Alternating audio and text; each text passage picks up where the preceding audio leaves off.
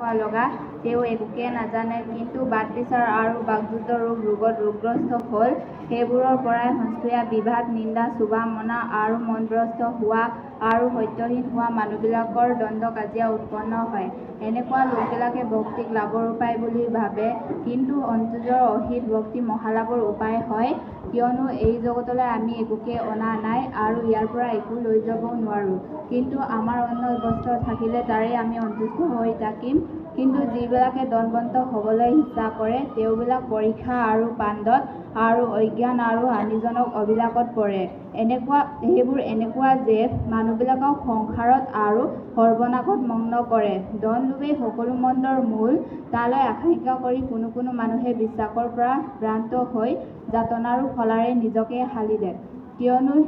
কিন্তু হে ঈশ্বৰৰ মানুহ, তুমি সেই সকলোৰে পৰা পলোৱা আৰু ধাৰ্মিকতা, ভক্তি, বিশ্বাস, প্ৰেম, ধৈৰ্য, মৃদুভাৱ সেইবোৰক খেদিওৱা।